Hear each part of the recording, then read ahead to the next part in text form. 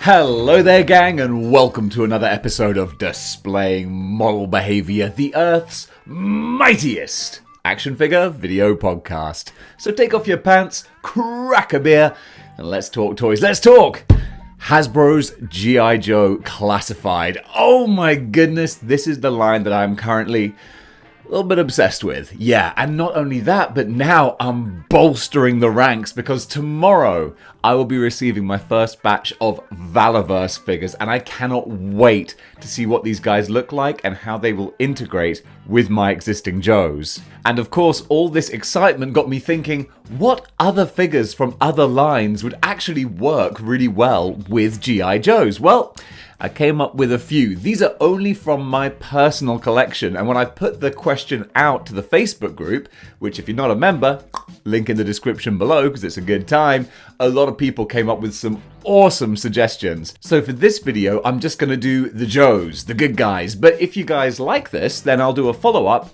where I bolster my Cobra ranks. And looking around the room, I can already come up with some ones that, yeah, that would work pretty well. So folks, this is my new additions or new recruits to the G.I. Joe Classifieds line. So here we go. I'm going to try and do something very different this time, which is actually kind of a relaxed, no face to the camera, just the hands and the action figures, let them speak for themselves. This is going to be a struggle, but we might have some good fun with it because, as I said in the intro, I've got the Valorverse figures coming. So who else can we add to make some G.I. Joe reinforcements? Well, I took a little look, and first of all, there's going to be a lot of Marvel Legends here, of course, because that's predominantly the collection. So let's start off with one that I think will fit perfectly, is War Machine. Because let's face it, the Cobra, or the Cobra, that's like saying the WCW. Cobra have their bats, and War Machine could totally be just a robot. I mean, that could totally be an android in there. Or you could go the route of having it be your Iron Man, Rhodey type of character. But really, the options are open to your imagination. Whatever you would like this sort of character to be. More to the point though, I think he fits in with the G.I. Joe aesthetic really, really well. A bit of a difficulty with Marvel Legends sometimes is that, of course, they're a bit more basic in their design, and that's not a knock on them, it's just because they're mirroring the comic book style. So maybe there's not as much texture going on or more minute details, but really with War Machine, because it's all armor, that makes sense that it can be smoother and not have quite so much going on there. But this figure in particular is just gorgeous. He's one of the absolute favorites of my collection. I love what they did with this deluxe War Machine. So pretty. He comes with the blast effects as well, which are great. I took those off just to A, save space, and B, also, boy, I was always losing them, dropping them, having them fall off, so it's like, right, let's take that out of the equation. But yeah, certainly a very militaristic kind of style with the missile launcher there and the great Gatling gun on the shoulder. Absolutely fantastic, and so purely kind of G.I. Joe sort of style. So Rhodey, I think, look at that. He fits in perfectly. You've got the very sort of real-world army-looking Joes there, but then you can throw Rhodey in there and just, yeah, he sits perfectly next to them. Now, let's go a little bit more unusual, shall we? Let's go over to Mezco with Hawk P40. I mean, there are some instant G.I. Joe type similarities. You've got the combat gear here, and he's got the classic World War II sort of bomber jacket. That's great. But then, of course, you go full on sci-fi with the robot arms, and you've got this cyborg sort of helmet here. But I think it's just human enough that he could still fit in with the Joes.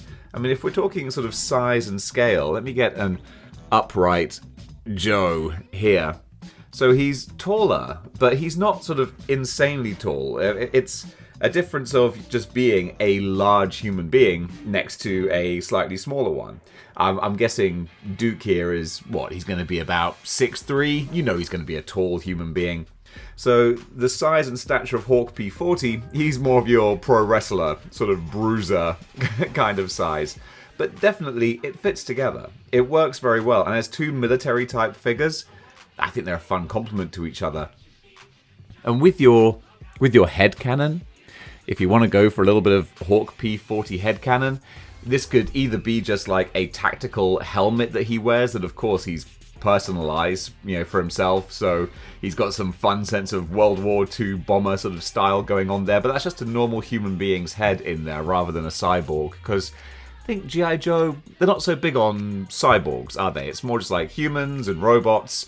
Yes, of course, we can go to the stupid lizard men and all that sort of stuff, but that's not with every version of the G.I. Joe continuity, and I kind of like that. Don't like my stupid lizard men.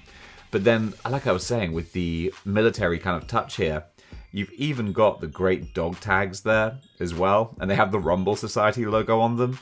So pretty. So yeah, Hawk P40 is always going to be one of my absolute favorite figures.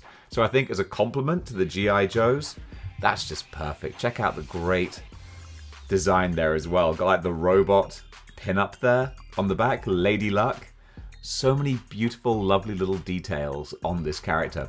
The only thing that's a bit of a worry is that it does get a little bit frayed. The wool starts to sort of look a little bit worn. So I got to be very, very careful with this guy.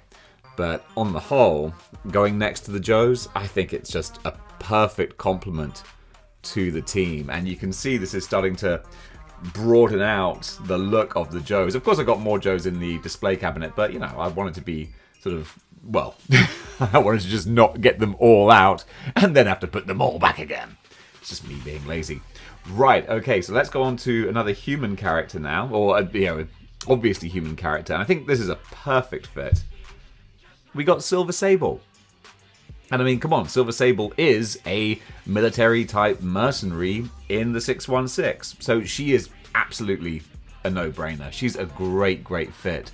And looks-wise, like I was saying with War Machine, she's a bit more plain than the detail you get on the Joes. But then again, this is a hot off-the-press, brand new modern Joe. So of course he's going to have some newer styling, painting, and sculpting techniques.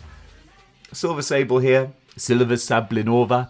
She's a little bit older, so she's not quite as nicely detailed, but you can put them next to each other. And I mean, look, a couple of the silver foxes there. That works. That works really well, I think. Plus, she does have the extra nice detail with the pockets and pouches, the shoulder straps there. I gave her a more real-world kind of gun. I'm not sure where that's even from. Is it from The Punisher? No, it's not from The Punisher. I don't know, actually. But yeah, these two together, when you pair them up, yeah, look at that. That's very effective. I dig that. I dig that. So Silver Sable, it's nice to get some more female representation with the Joes as well, because you got Lady J, you've got Scarlet, but besides that, there's not many women. I sound like Dr. David Schultz. I came here looking for women. I couldn't find any women. I found a lot of men who look like women. If you don't know what that reference is, you need to bone up on your obscure pro wrestling history. So yeah, we're starting to build out the team now. And again, I feel like they don't look out of place. They just look like interesting, unique additions. And I kind of dig that. So let's stick with the Marvel Legends now. This is one I was kind of torn on. Actually, I was a little bit torn with this. We've got Deadpool. Now, on the surface, there's a lot of stuff about Deadpool that's just perfect for Marvel Legends. What am I saying? Duh. For G.I. Joe. Excuse me. Because, of course, he is a military mercenary. I mean, come on. That's kind of what we're going for with Joes. Now, with this 20th anniversary Deadpool, is it 20th or 25th? I think it's 20th. So, let me know. Let me know how wrong I am. It's the very classic comic book Rob Liefeld sort of style. So I think actually, to fit in with the Joes, I think the Juggernaut Wave Deadpool would probably be better, because that's a more real world sort of looking Deadpool with his straps and pockets and pouches and all the details on there looking a lot more practical. Whereas this one is more comic booky, but this is the only Deadpool I have right now. So we're getting this one, and it still works. I mean, the actual sculpting on the straps there are really lovely. You can see all the little bits of stitching on there. They actually went really hard with it, which is a shame that it's kind of kind of lost with just the red plastic. There's no paint or wash to bring it out. At least you got the nice buckles there in silver, so that it gives it a little bit more detail. But what's on here is nice, and it's a shame that it doesn't pop as much as it could do. But with the thigh pouches as well, that works really well. These guns are definitely from Deluxe Punisher, because he did come with other guns, but I wanted some more real world ones, and I think these work really, really great for Deadpool. And then the face itself, it's got just enough of an expression to give it some personality there. Also, while I'm talking about him, just the removable swords, they're pretty cool as well. So as a sort of a foil to this gent over here, Snake Eyes, these guys would make a hell of a mercenary team. Look, that's a buddy cop movie right there, or very sort of Lethal Weapon. You've got the silent actually, yeah, how perfect combination is that? You've got the mute Snake Eyes and the merc with the mouth.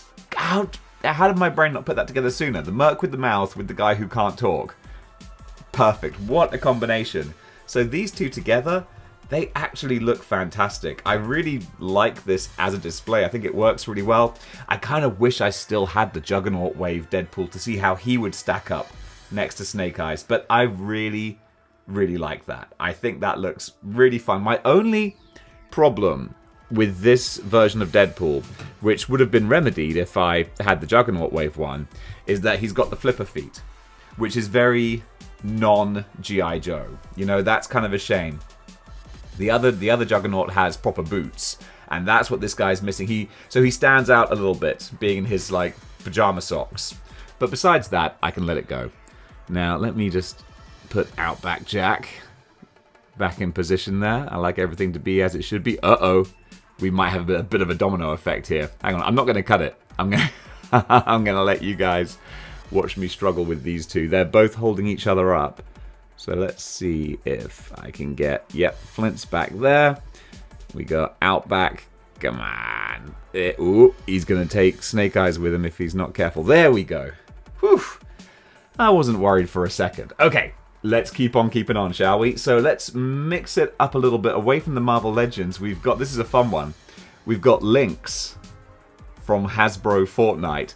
This is a character I got initially for my Cosmic Legions display, because I thought she looked like a cool cosmic bounty hunter, but totally fits in with some of the G.I. Joe characters as well. Although, I mean, the argument could be made, one of the cool things about this character is that she looks kind of bonkers, like a little bit psychotic. It's like you've got a machine gun here that you are clearly going to use to murder people, but also you've got an adorable little teddy bear backpack.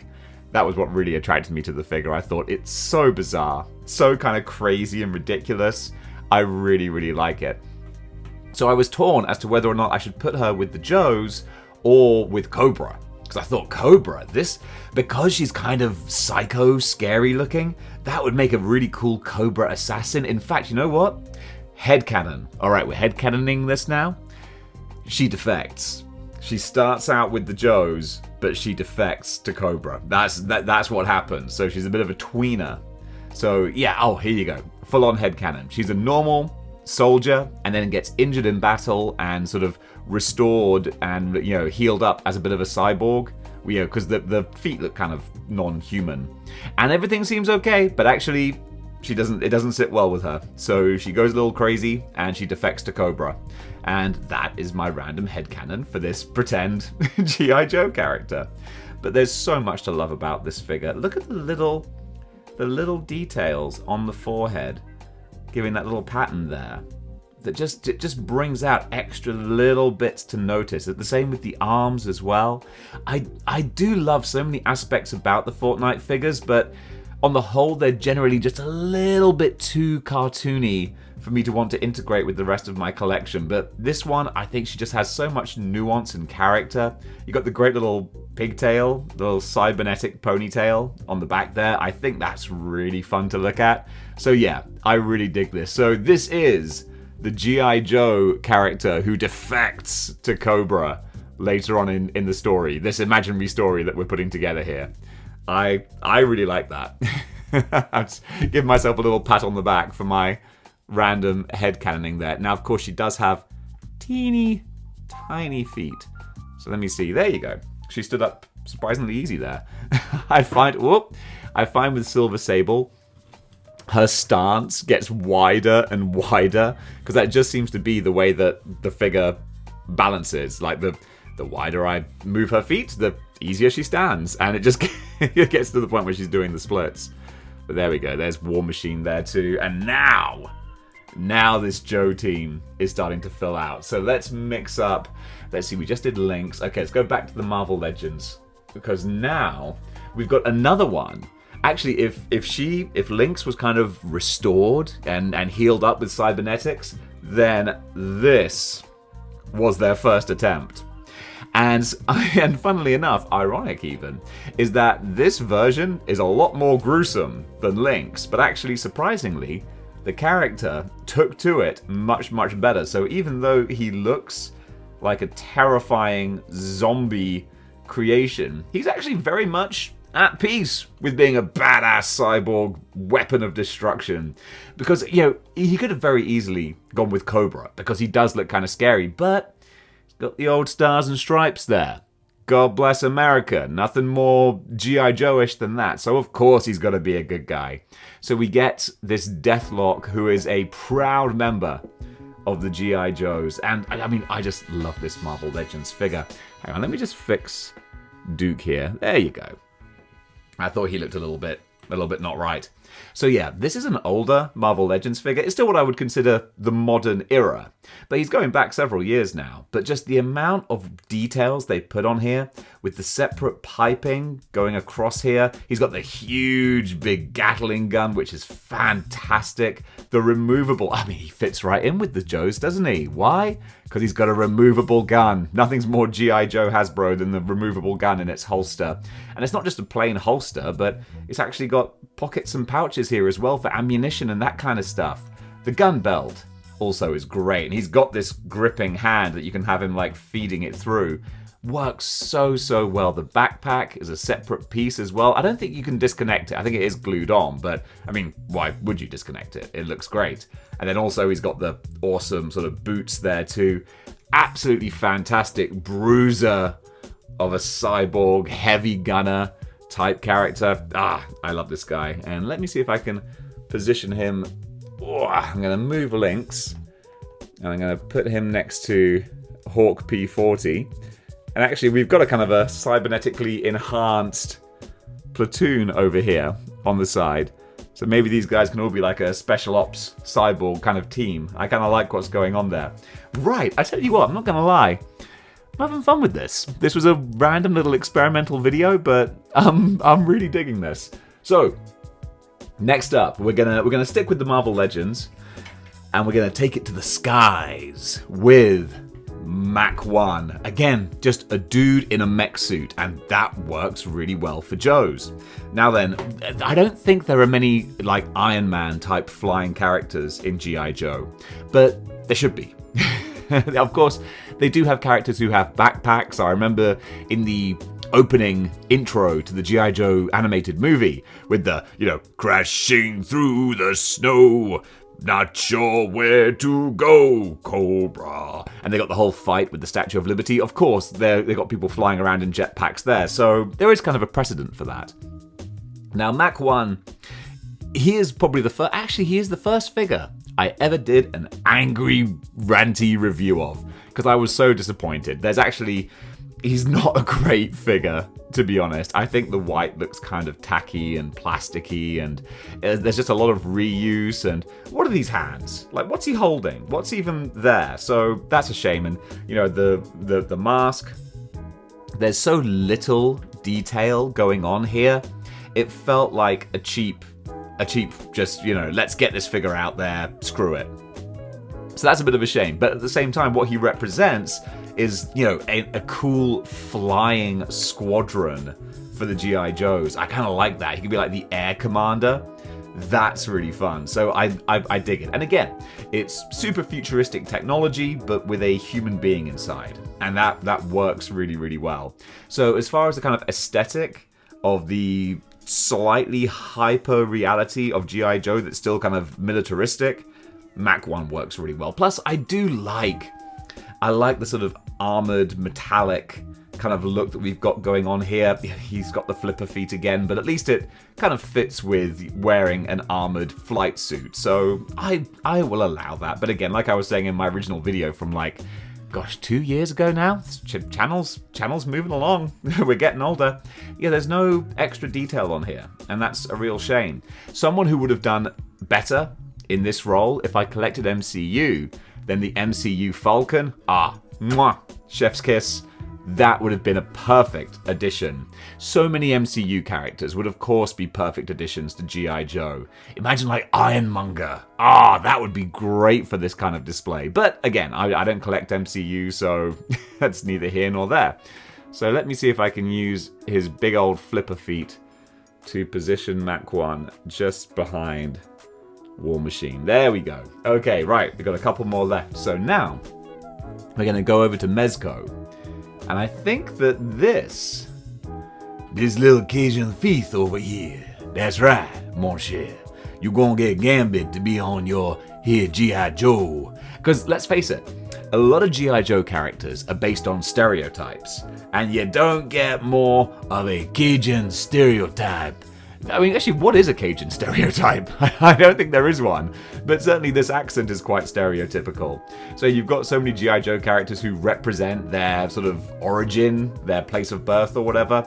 Gambit certainly does that. And yes, he's wearing a fairly flamboyant, bright neon pink armored top here and shiny silver boots. It still kind of fits in a real world looking type costume, because at least there's no flipper feet or anything like that. They look like armored boots. I think that works really well. And then of course you've got the trench coat as well, which just gives him so much kind of dynamic, fun character going on there. And God bless Mafex, of course. You got the awesome bendy wire, so you can make that look as badass as you want. And yeah, I took the staff and the power effects off of his hands there, just to make him fit a bit better with the Joes. If you were going to pose him as a G.I. Joe member, then of course you would, give him a machine gun or some sort of regular, normal human weapon. But in the meantime, just to be standing there, looking cool, looking like badass Remy LeBeau, you can't go wrong. You can't go wrong. You can't go wrong. No, completely lost the accent there.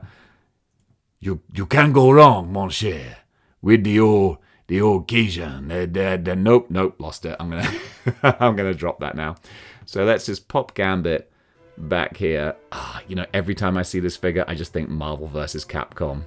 Love it, absolutely love it. Let me just try and there we go. That's looking good. Okay, we got two more. We got two more figures to go. So the last Marvel legend. I noticed this guy in my to sell box, but I can get some more use out of him. Maverick, again, fits perfectly with the G.I. Joe sort of idea of mercenaries, army people, soldiers, that kind of stuff. The only problem with Maverick, though, and I found this when I bought the character originally, is just a distinct lack of detail. It just looks like a lot of unpainted plastic. And that's a bit of a shame, because I think the character design of Maverick is really, really cool. I love everything going on with this guy. It's just a shame that it almost looks too much like a comic book character. It was just plucked off the page with no shading or more dynamic sort of detail. Everything looks very, very flat, very, very plasticky. So that's kind of a shame. If we compare him to Flint over here, I mean, look at, here you go, perfect to compare. Look at what I assume is like a gun belt on here, and then look at Flint's gun belt. All right, one of these things is not like the other, and you realize just how much cooler some of these characters could look if they had just a little bit more detail going on there. Size-wise, you can see Maverick is a little bit oversized. We could have shrunk him down slightly, but again, kind of like Hawk P40, you can just argue that maybe he's a basketball player, because it's not inhumanly big, the size difference. It's just, he is a large human being. He's large and in charge, and that's okay. Although, speaking of in charge, Flint is actually in charge, so I'm going to put him up at the front, because we've got to get a nice high school yearbook picture going on with these guys as well. So, oh no! Timber! There we go. Let me just position him over here. I'm trying to do this all in real time. You know, keep the video a little more real, you know? Little less tailored and homogenized like I often do, you know? The amount of cuts and edits and retakes I do in my videos to try and get it all smooth. You guys have seen my outtakes. So with this one, I want to try and make it just a little more real. So you can see me playing around and, more to the point, messing up the display, as we all do when we play around with these things. It doesn't matter how many YouTube videos you make or how long you've been doing this, you still have the classic domino effect that goes on with these guys. But honestly, in a way, and only in a very small way, that's kind of half the fun as well, because it's so satisfying then when you do get the little buggers to stand up. And it's like, I did it, I won. I beat you, Gravity. Take that. All right, finally, the last edition, and this is a good one. We have the Revoltech or Revoltech Arkham Knight. Oh, yeah. You want to talk ninjas? Look at this dude. This is what I'm talking about. Now, if Cobra have the bats, then maybe this could be a full-on android. Because that's one problem with Yamaguchi figures. They look cool only at the right angle. Because at the wrong angle, it looks like a spindly-bindly robot. Like, that is not a human arm. Human arms in no way look like that. But if your headcanon is that it is straight up an android of some sort, some kind of like combat drone, that works really, really well. Because, yeah, Yamaguchi, it's so hyper stylized. You either love the designs or you don't. I was going to say you either love them or hate them, but actually, no, far less committal. You either love them or you love them slightly less. But yeah, just with the right kind of character, it can really, really work. So this with the plain face there, looks very much, reminds me of the ninja from Metal Gear, Grey Fox. I think that looks great. Really, really cool. With the two dual wielding laser katana as well. Now, he's a little tall, but not crazy tall either. If we put him in a regular standing position, you'll see that compared to Flint here, again, there's not a huge amount in it. He's slightly taller, but not by any amount that's going to throw off actual sort of realistic scale, size and perspective, that kind of thing. So I'm more than happy to integrate him with the G.I. Joe collection. So let me just put Flint there, and let's get this good old Revoltech. I want to say Revoltech, and it just sounds like a cooler name. Revoltech has the word revol, or it sounds too much like revolting, you know? I don't want my action figures to be revolting. I want them to look awesome. So yeah, there we go. He's in a sort of crouched kind of pose there. Let's slide him in. Steady hands for the win. Oh, come on. Not too little, not too much. There we go. Booyah! That is my extended G.I. Joe collection. Guys, what do you think? What other Marvel Legends would go really, really well with this set? Tomorrow, like I said, I'm getting my Valorverse figures, and I'm so excited. But in the meantime, I mean, don't get me wrong, you know what my OCD is like. All of these guys are going back to their proper places after this. But as a fun little playing around video, I had a lot of fun with this. I hope you guys did too. And guys, that does it for my G.I. Joe New Recruits video. What did you think? Were some of my selections great? Were some of them awful? Or were some of them just kind of there? Comment below, let me know. And more to the point, let me know what other figures you think from different lines would look perfect with those G.I. Joes. And if you enjoyed this video, let me also know, because I'll do the Cobra one as well. But guys, thanks so much for watching. If you like what you see here and you want to see more, then you know what you gotta do. Join the 6-1 Clicks! by clicking the like, share and subscribe buttons. And if you want to go one step beyond on supporting the channel, you can do either by going to patreon.com/displaying model behavior, throw a couple of bucks my way, or you can pick yourself up a Model Behaviour YouTube channel membership, which gives you special icons in the chat, and you get to watch the exclusive videos such as the complete room tour that I uploaded this week, and also just today I uploaded a video where I discussed whether or not I was wrong to criticize Hasbro's new prices.